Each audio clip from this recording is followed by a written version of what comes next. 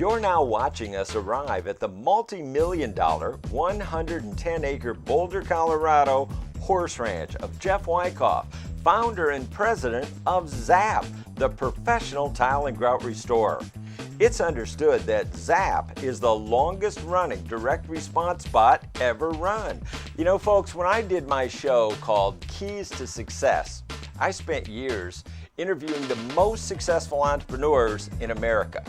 From them, I learned two things. One, that I wanted to open my own business, and two, that the media had played a key role in their financial success.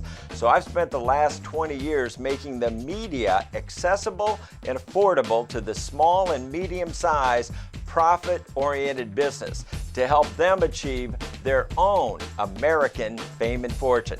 That's what I did with my next guest, Jeff Wycoff. We then tried it again knowing that we had learned everything we needed to know the first time, and it failed. We happened to meet you at that point in time. We were down with our fulfillment company, and here's this guy, and what does he do? He works in connection with the direct response industry, helps people get involved, and teaches in the industry from what I sat in your seminar, and we went to lunch that day. I actually ran out of breath before you ran out of steam. We talked to so many people. I had so many contracts coming across.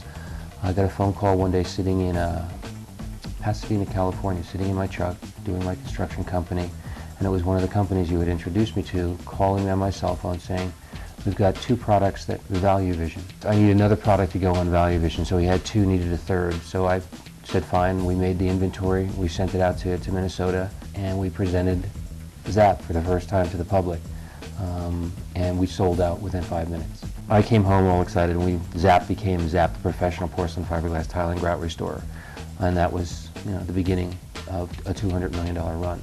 What would your life be like today if you had quit after those first disastrous tests? I'd still be driving 10 to 15,000 miles a month in LA doing my construction business. Life changes tremendously when you have money.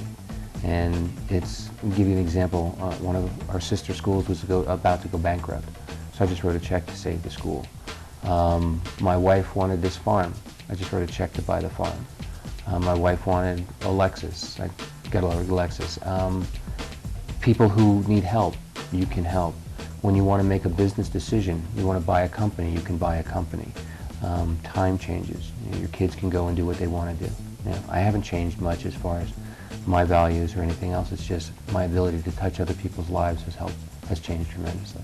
I went on the air and we sold out the 5,000 units, and we then had a $50,000 a month cash flow in which to build the business. And in January of '97 we launched, and by the end of January we were doing $1 million a month on television, very, very profitably. Only to go, how come I got so much money in the bank? We created another company and another brand called Restore 4, which was ZAP's knockoff. I think I suggested that. Do you recall that? No, but if you did, you can have credit for it. Thank you. So what we did is we went to QVC with Restore 4 and did the same shtick. We did about $83,000 net in airing dollars. So I took that money and made a long-form infomercial, which really put us over the top as far as financially, and we've never looked back since then. What was very interesting is, in that process, ZAP finally launched into retail, and our first round was in Costco, and that we made our first $1 million in Costco. To give you progression, we did $300,000 our first year, we did $7 million, we did $15 million, we did $42 million, we did $63 million in 2001. Wasn't ZAP one of the longest running direct response spots ever run, if not the longest running? Yeah, it's truly an enigma in the industry. It's just like the Energizer Bunny that wouldn't die. You hit a huge peak, you'll hit like $200,000-300,000 or more. And in year 4, we hit $485,000 a week profitably in its 4th year.